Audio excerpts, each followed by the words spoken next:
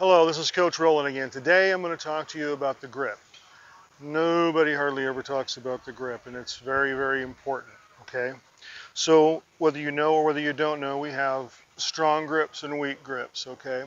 The main thing is, if we have a strong grip or a weak grip and we don't realize that, it could be causing a problem that you're trying to fix in your swing, and it's not your swing, it's your grip, okay?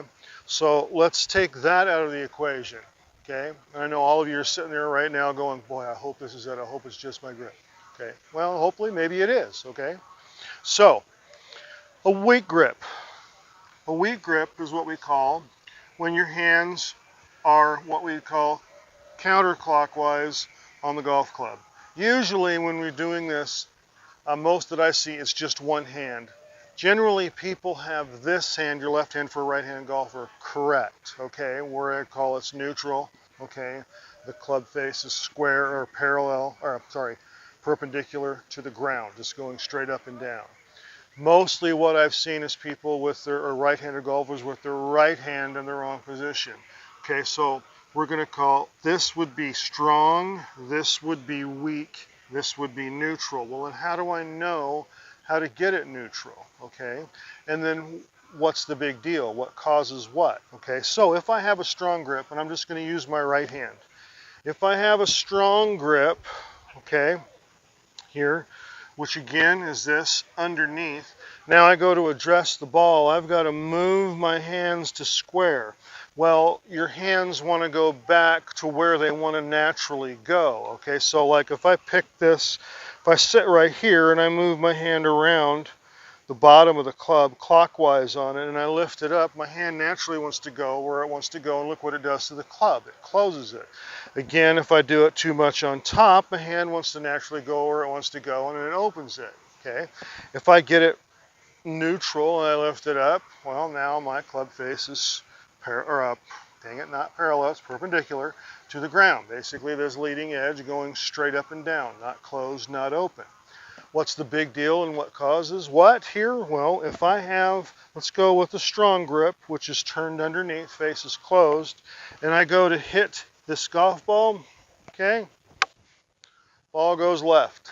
Okay, because why? Because my hand wants to naturally go back to its neutral position, and its neutral position, the way I've picked that club up strong, is the club face closed, right?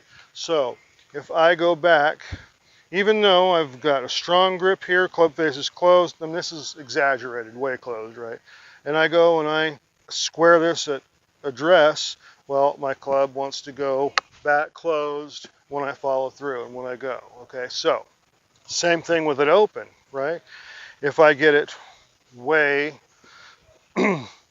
weak on top, okay, and it's open here, and I go and I change it to square at address. Now when I go through, it wants to go right, okay? Again, that's very exaggerated, okay? But still, you notice how exaggerated I am on those. Some people are like that, and look what the ball does, and then you're trying in your swing to get that ball to go straight at your target, and you've got to manipulate something in your swing to make up for a poor grip, okay? So how do I get a good grip? Okay, get a grip. So let's get the club in our left hand for righties, okay? Left hand right here, leading edge flat on the ground, club face square. You can see where it's closed or open, club face square to your body. Last three fingers in the left hand, lift it up.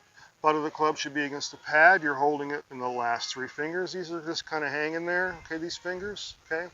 Now you bring your right hand over. It's just like the club face, right? It's square.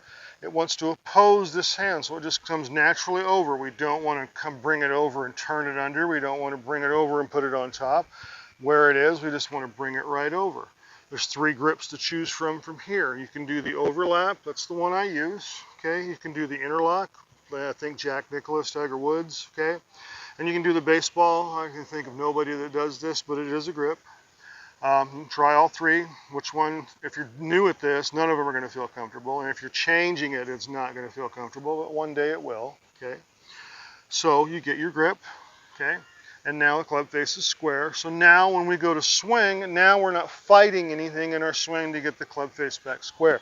Neither do I have to fight anything when I'm setting up to the golf ball to get the club square. I don't have to manipulate my hands anywhere to get the club square to the target line.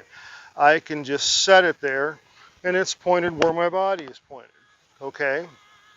So that's how important the grip is. If you've got a poor grip, it could be causing, if a poor grip generally does cause poor shots, okay? Always hitting left, it may not be your swing, it may be your grip. Always hitting right, same thing, okay? Now again, I know you're going, God, I hope it's my grip, I hope it's my grip, okay? But just work on that. That's one less thing that we've got to mess with in our golf swing. We don't need to try to manipulate something to get the club back square at impact, okay? If you're fighting a grip, you've got to manipulate something to get that club head or get that club face square back there. So let's use those methods to get your club face square, okay? And let's start hitting the ball straightish at your target, okay? Now, if you have had a poor grip and are using this, you may start hitting the ball nothing but left or nothing but right or wherever, whatever, because you've had a grip and you've been compensating for it. Get a neutral grip and start from there and see what you can do with it. Okay? This is going to help your golf game.